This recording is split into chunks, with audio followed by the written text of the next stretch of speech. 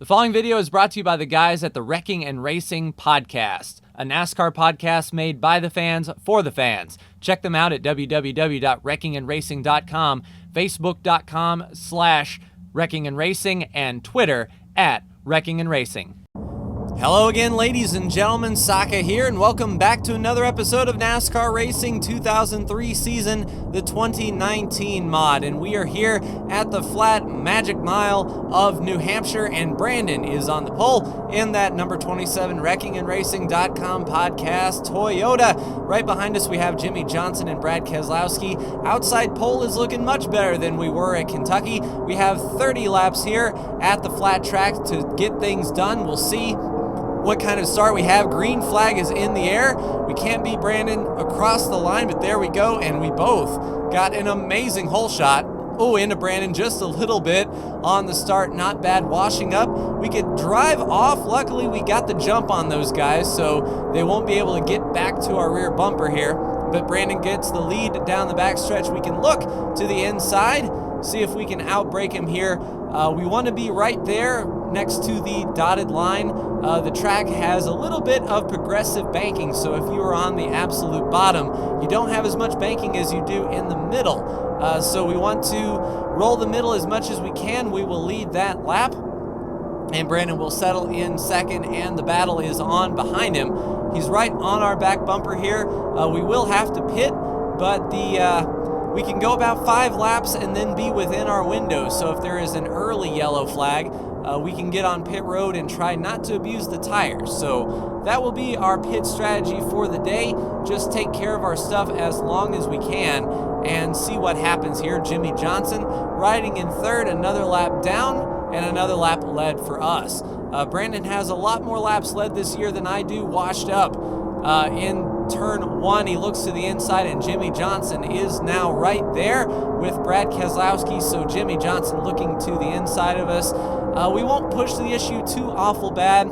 We have pit stops to go, and we don't know what their strategy is going to be. But almost a restrictor plate chain right below us there with Keselowski, followed by Harvick. We can get the drive off and maybe gap Harvick a bit, but we'll have to concede the lane to Brad and let Jimmy Johnson go for that lead. Into Brad just a little bit, can't get down. Eric Almirola fills that spot. Kevin Harvick doesn't follow his teammate through though, however, so we will see if we can get that drive off on the high side and get down to the bottom. Harvick is right there on our rear bumper.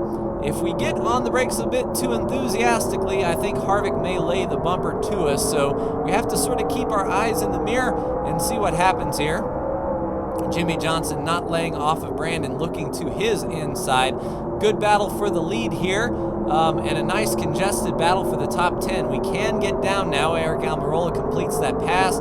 Joey Logano cannot get past Kevin Harvick. So riding in 5th now, looking to put the attack back on Eric Almirola.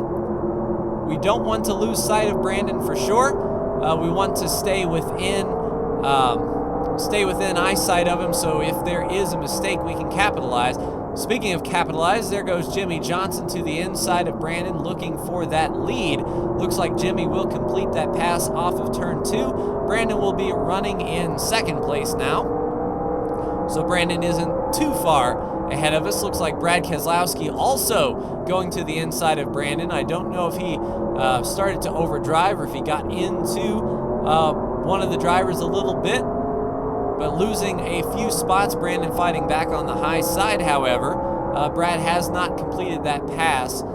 Brandon's up there in the 2nd groove, looking like he wants to come down in front of Eric Almirola. And he does indeed. So Brandon will be back to 3rd place, Almirola 4th, and we're in 5th. And everybody's starting to single file out now. Jimmy Johnson is starting to lead some of these laps here. And it does look like Brandon is having a difficult time keeping his car to the middle, which might prove fruitful for us if Eric Almirola can get to his inside. And indeed, it does look like Almirola looks to the inside, forcing Brandon one more lane up. We'll see if we can follow Almirola through and get that drive off if we can. Brandon fighting back on the high side. Almirola will drop back in line. Oh, no, Almirola looks to the inside. Brandon washes out quite a bit, so Brandon has come back to us. We haven't reeled him in, but he's made his way back to us, so we'll look to see if he can open up a few holes for us to follow through. He doesn't make the inside move on Almirola, but Joey Logano makes the inside move on us. Joey Logano looks to the inside. We'll see if we can fight back here on Joey. Kevin Harvick drops back just a bit, so it looks like we have a lane behind Joey if need be. Rolling that high lane now, but Kevin Harvick looking to the inside. He's got a fender on us. We can't come down, but we should be able to clear him on this straightaway, and indeed we can, so we drop back another spot to Joey Logano. And everyone is pretty much holding station behind us. I see Kyle Larson back there. I see even Ryan Newman, perhaps. So good run for Ryan Newman in that Oscar Mayer orange car. But Brandon goes to the inside. Let's see. Nope, he can't look to the inside of Almirola. That actually upsets his turn 3 entry, gets him all kinds of out of shape, but he reels it back in, riding back in 4th. And the cars are moving around just a bit. We are within our fuel window now, so if something bad does happen, we can all pit and make it on fuel. Good drive off, everyone back single file, and the leaders are not really stretching out. We're sort of holding right there with Jimmy Johnson. It's going to take a late braking maneuver to get under these guys. Whenever we feel like being a little bit aggressive, we can. Perhaps going into turn 1, we may set up Logano here. No, not close enough to Logano to get that inside drive, but Brandon right on the back bumper of Eric Almirola. It looks like Brandon may be able to set him up in turn 3. We'll see if that is indeed the case.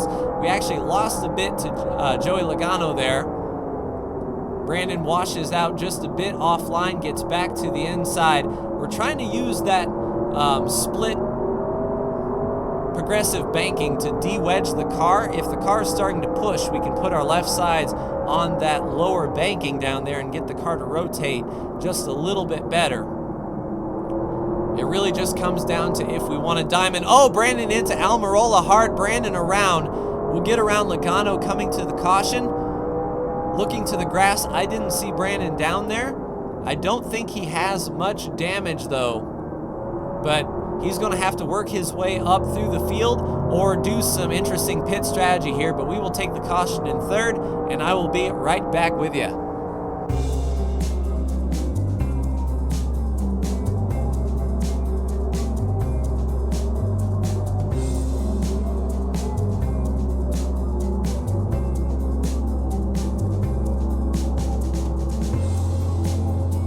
Coming down to pit road, we have to go around Jimmy Johnson. We'll sort of block him in just a little bit. As long as 3 tires are in the box, the right rear can hang out. It's going to be a 4-tire change for us here. Nope, 2-tire change. We'll call an audible. We'll get in front of Jimmy Johnson. He had to sort of drive around us. So we should be out in front, depending on what Ryan Newman does. Ryan decided to stay out on that caution, interestingly enough. So we will get lined back up, and I'll be right back.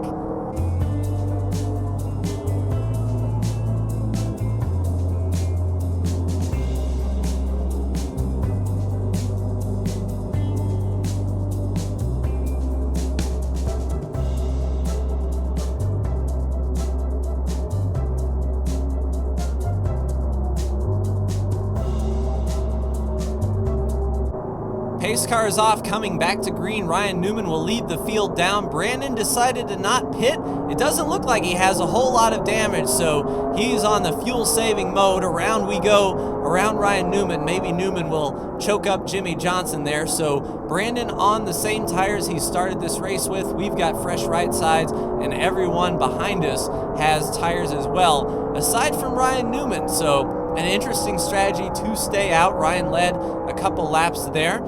And, you know, the race is going to tick by. It's a fairly short race, so we got to take care of our stuff, see if Brandon's car decides to fall off, and if it does, we can capitalize if the need arises. Brandon getting a lead. I'm going to sort of let him go. as far as pressuring him, I don't feel I need to. Because his right sides may be a bit chewed up, especially after that spin, and 3X tire wear, even a little slide, takes a good chunk out of your tires. But Brad Keselowski passing Ryan Newman, or at least trying to, that helps us sort of maintain and dictate our own pace when we have no one right behind us knocking on the door. But Brad does get around Ryan Newman, so Jimmy Johnson choked up behind the 6 and not able to get around him. So Newman must be at least moderately quick, and on these flat tracks he usually is. But quick enough to hold off the leader and not let them get a run. But Brad is around, so it's something to keep an eye on. Brad Keselowski in our mirror to see if he starts chopping into our lead just a bit or not. But Brandon holding station. And I tell you, the easiest way to make up spots is don't pit when the others do, if your car is good enough to stay out with. And it does indeed look like Brandon's car is stout enough that staying out was the right call, coming back from nearly dead last with maybe 4 tires. You know, maybe right sides might have got him a few spots, but you know, as long as he doesn't finish in last, it was a net gain for Brandon. And shoot, he's got enough wins that he can gamble. He can afford to gamble. I can afford to gamble. We don't have to win. It's not a must-win scenario, so it'll be interesting to see what these tires do as this run continues on. Charging hard down into the corner. We're starting to get to his rear bumper just a bit. I think that's where we're going to really make up time, is under braking. Ow, followed him into the wall a bit, but making up time and getting off the turns quickly. Brandon was using that bottom lane. You saw him below that dotted white line, trying to get that car de-wedged, as the car might be a bit too tight for his liking right now, and we have no pressure behind, so we're not under a constricted time limit here. If this was the white flag lap, you know, I'd drive it in a little bit harder, but we are close enough now that we can make a move. It's just which corner do we want to make the move in. He's washing up a bit in turn 1. That's something to file in the Rolodex and see if we can get to his inside on turn 1 entry. We lost a little bit of time using that bottom lane. Brandon stayed right there in the middle, and using that bottom groove hurt us just a bit. Oh, little loose there on corner entry. I'm driving it in a little bit tougher, trying to get this drive off, and we can scrape the wall a bit on Brandon's outside. He's going to have the preferred line, though, going into turn 1. Going to have to brake and see if we can keep a fender on his outside. We can't. What we can do is do the crossover, see if we can get to the inside and get the bite with those fresh tires. Can't quite get the power down. Dive it deep into the turn. I don't know if he was expecting that or not, but we got a good clear. He tries the crossover move on the bottom, but we can get that drive off solid. And now eyes out of the mirror. Let's see if we can drive away a bit. Brandon's not going to roll over and let me go. That is for sure. He's going to drive hard, especially since Brad is nowhere near him. If Brandon makes a mistake, he won't lose his spot for it. Driving it down into the corner. I'm not seeing Brad catch us. We're pulling away just a bit. Brandon's trying to split that lane. Around one more time, looking for that white flag. It's always, you know, when you're leading a race like this, it's always forever for that white flag to come out. We drove a little bit too hard into turn 1, but we can use that to diamond the corner off and get back to the power as straight as we possibly can. And Brad might be catching us just a little bit looking in that mirror, but Brandon holding steady a few car lengths behind us. Another lap in the books, really no change. We may have gapped Brandon by maybe a half a car length or so.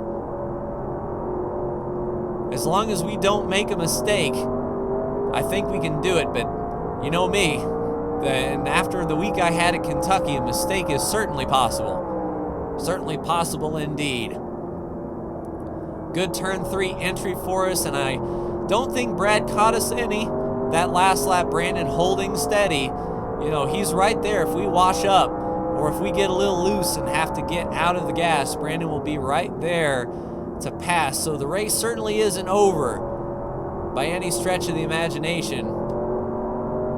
Brad might have gained on us a little bit going into turn 1. He doesn't have any pressure behind him, so he can go as hard as he needs to without fear of losing the spot. I don't know where those guys behind Brad are. I mean, you could sort of see Jimmy Johnson back there. I guess Ryan Newman really bottled those guys up. But every lap, one lap closer to the finish.